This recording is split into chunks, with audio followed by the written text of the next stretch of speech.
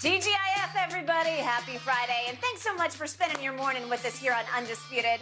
I'm Jen Hale alongside Skip Bayless and Shannon Sharp. Guys, are you ready this morning? I am ready. I'm ready. Let's see. Somebody across from me says that Cooper Rush is a fraud and that Tom Brady is just plain bad. And somebody across from me says that LeBron James will lead the Lakers to 55 wins. I didn't say 55. You said 55. 50. You started 50. out somewhere around 55. 50. I'm going to hold I got you 10 to cases it. to 50. I can't wait for this show. 50. You want the bet? Maybe. Okay. We'll talk about it in about 15 Guys, minutes. we're going to dive into all that, and you have plenty of time to put your do bets in place.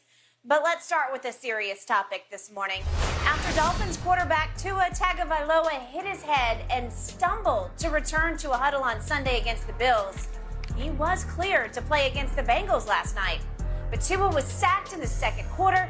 The back of his head hit the ground while his arms appeared to seize up.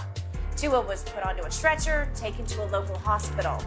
It's a big point of controversy now. Shannon, should Tua have ever been allowed to play last night? Hell no, absolutely not. Everybody saw what happened on Sunday. We saw him hit his head almost similar, not as hard as he hit it last night. No. We saw him hit the back of his head. We saw him immediately grab his head. He didn't grab his back. He didn't grab his ankle. Skip, I'm not saying that that can't happen. I've seen guys, we watched Sterling Shepard on Monday night tear his knee, and the first thing he grabbed his knee. He didn't grab his head. He didn't grab his shoulder. We see guys tear, and by the way, how he tore up his knee, I still can't fit. It's like the craziest thing I've ever seen. Thing ever. Normally, wherever you feel pain, Skip, that's what you grab. That's just, ain't somebody said, well, grab your head if you had an injury, grab your knee. That's just instinct. He grabbed his head. He gets to his feet. He's stumbling around. An offensive lineman have to hold him up. Now, they get him into the back and says, well, protocol. And Skip, I get it. It was his back. He was complaining about his ankle. Well, see, if I say his back, his ankle, I don't really have to do concussion protocol because that's not, but we saw. Everybody saw the man hit the back of his head. Now, this is a fast Skip. Normally from Sunday to Sunday is a fast turnaround if you have a kind of a significant injury. It's the fast turnaround Sunday to Sunday. Yeah. Now, take 3 days off of that. Now you're going Sunday to Thursday and you're dealing with a head injury. He should have never been out there. Skip, I played 14 years. You've covered it. I've seen guys get concussed, and they're literally snoring on the field.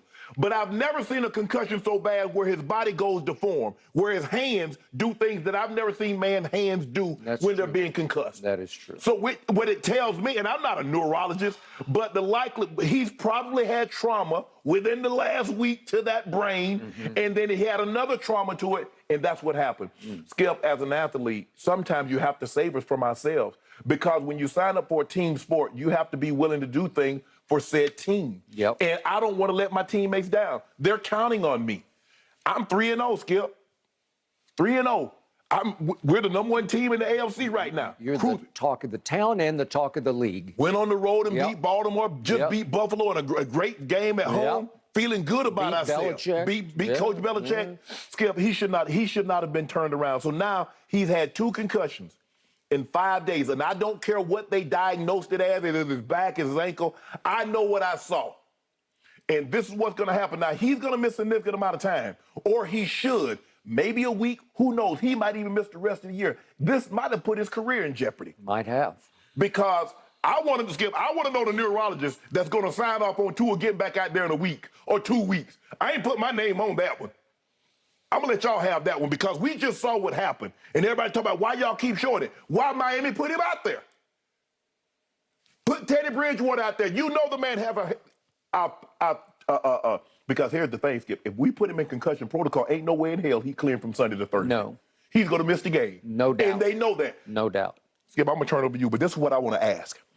Mike McDaniel, if Tua was your son and you saw what happened and he told your dad it was my back, independent neurologist, Stephen Ross, if that was your son, would you have allowed him to go out there and play after you saw what happened on Sunday? Would you have allowed him to play on Thursday? Because sometimes, Skip, you got to make it a personal. Like when I go to the doctor, I say, hey, forget the celebrity. Forget the guy you see on Undisputed. Forget the guy that played in the NFL. I'm your son. Yeah. I'm your brother.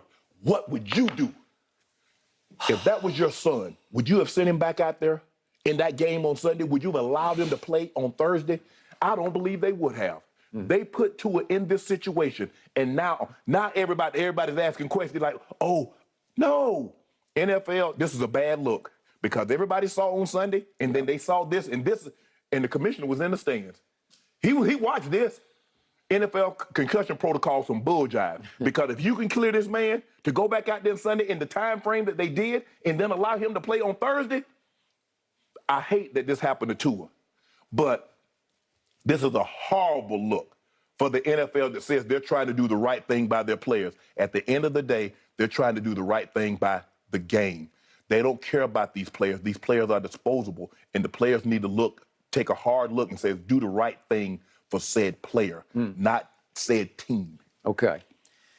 Before I launch, to answer your rhetorical question about what if Mike McDaniel had a son playing quarterback for him, well, he's treating Tua like a son.